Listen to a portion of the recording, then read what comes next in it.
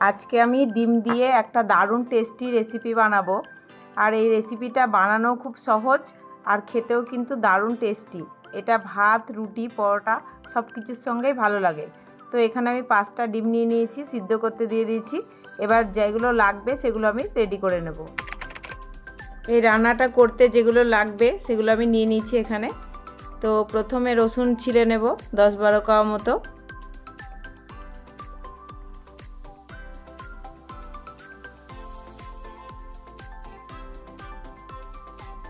রসুন ছিলে নেওয়া হয়ে গেছে। এখানে নিয়ে নিয়েছি আমি বড় সাইজের 3টে পেঁয়াজ। পেঁয়াজের পরিমাণ একটু বেশিই দেব। আর এখানে নিয়ে নিয়েছি একটা টমেটো। দেখুন টমেটোটা পুরো টাটকা, মানে বোটাটা লেগেই ছিল। আর এখানে 2টো কাঁচা লঙ্কাও নিয়ে নিয়েছি। অল্প একটু আদা নিয়েছি। রসুন 10-12 কোয়া নিয়েছি। আর ওই যে আদার টুকরোটা নিয়ে আমি হামালদিস্তা দিয়ে থেতো করে নেব। এটা পেস্ট করার কোনো দরকার নেই, একটু থেতো করে নিলেই হয়ে যাবে। আপনারা চাইলে ছোট ছোট করে কেটেও নিতে পারেন।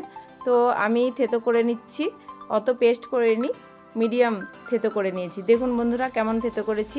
এবার পেঁয়াজগুলোকে আমি কেটে নেব ছোট করে করে। তো পেঁয়াজগুলো কেটে নিচ্ছি বন্ধুরা, দেখতে থাকুন। দারুণ টেস্টি হয় রেসিপিটা।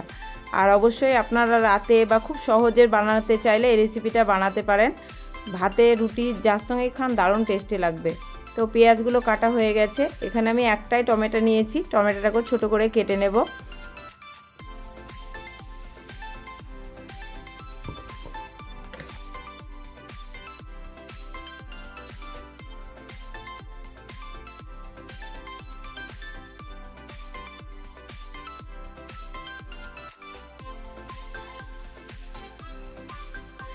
তো টমেটোটা কাটা হয়ে গেছে। এখানে নিয়ে নিয়েছি 2টো কাঁচা লঙ্কা।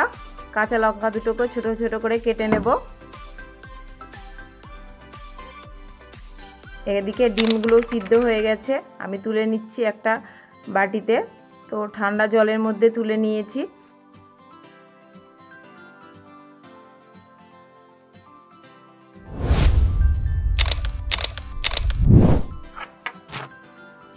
তো ডিমগুলো সিদ্ধ হয়ে গেছে, আমি তুলে নিয়েছি। আর ঠান্ডা জলে দিয়েছি। তো আর একবার ঠান্ডা জলে ধুয়ে নিচ্ছি যাতে তাড়াতাড়ি ছাড়ানো যায় ডিমগুলো। তো দেখুন বন্ধুরা ডিমগুলো খুব সুন্দর সিদ্ধ হয়েছে আর কি সুন্দর ছাড়ানো যাচ্ছে। আপনারা অবশ্যই ডিম সিদ্ধ করার সময় একটু লবণ দিয়ে দেবেন, দেখবেন এত সুন্দর ছাড়ানো যাবে। তো ডিমগুলো সব ছাড়ানো হয়ে গেছে। এবার আমি ডিমগুলো কেমন করে কেটে নিচ্ছি দেখুন বন্ধুরা। এই অল্প করে 2 সাইডে কেটে ভিতরের কুসুমটা যাতে না কাটে সেইভাবে কেটে নেব। কুসুমটা বার করে রেখে দেব। আর এই ডিমগুলো আমি ছোট ছোট করে কাটবো। কুসুমটা দেখেছেন বন্ধুরা কি সুন্দর হয়েছে, একটুও কাটেনি।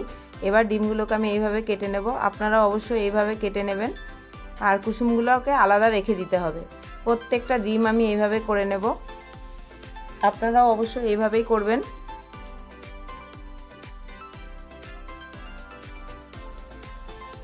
তো সবগুলো ডিম আমার কাটা হয়ে গেছে।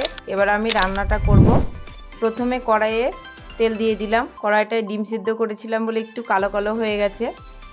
তো দিয়ে দিলাম গোটা গরম মশলা, 1 চামচ জিরে। এবার পেঁয়াজ কুচিগুলো দিয়ে দেব, দিয়ে ভালো করে ভেজে নেব। পেঁয়াজগুলো যতক্ষণ লাল লাল হয়ে না ভাজা হবে ততক্ষণ ভাজতে হবে। পেঁয়াজগুলোকে লাল লাল করে ভাজতে থাকবো যতক্ষণ না ভাজা হয়। তো পেঁয়াজগুলো হালকা ব্রাউন কালার হয়ে এসেছে। এবার দিয়ে দেবো কাঁচা লঙ্কা কুচি আর ওই যে আদা আর রসুন থেতো করে রেখেছিলাম ওটাও দিয়ে দেব। দিয়ে আরও কিছুক্ষণ কষাবো, যতক্ষণ আদা রসুন পেঁয়াজের কাঁচা গন্ধটা না যায় ততক্ষণ ভাজতে হবে। যখন কাঁচা গন্ধটা চলে যাবে তারপরে যে টমেটোটা কেটে রেখেছিলাম ওটাও দিয়ে দিলাম। আরও কিছুক্ষণ কষাবো। আর এবার কিছু গুঁড়ো মশলা অ্যাড করব। পরিমাণ মতো লবণ, হলুদ, লঙ্কা গুঁড়ো, জিরে গুঁড়ো, ধনে গুঁড়ো সব কিছু মশলা দিয়ে দেব। এবার কষাতে থাকবো যতক্ষণ মশলা থেকে তেল ছেড়ে না আসবে। আর মশলাটা যদি পুড়ে যায় অল্প পরিমাণে একটু জল দিয়ে কষাবো যাতে মশলাটা না পুড়ে যায়। তো অল্প একটু জল দিয়ে নিচ্ছি। আর দেখুন মশলা থেকে কত সুন্দর তেল ছেড়ে এসছে। আপনারাও অবশ্যই অল্প একটু জল দিয়ে গ্যাসটা লো করে কষাতে থাকবেন, দেখবেন দারুণ সুন্দর মশলাটা কষে যাবে আর দারুণ সুন্দর একটা সেন্টও বেরোবে।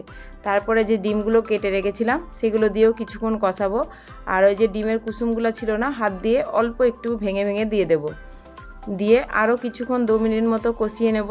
কষানো হয়ে গেলে অল্প পরিমাণে একটু জল দিয়ে দেব।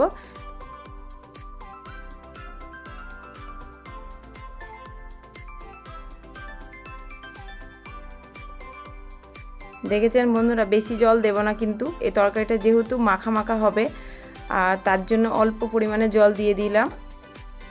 এবার 5 মিনিট মতো ঢাকা দিয়ে রেখে দেব।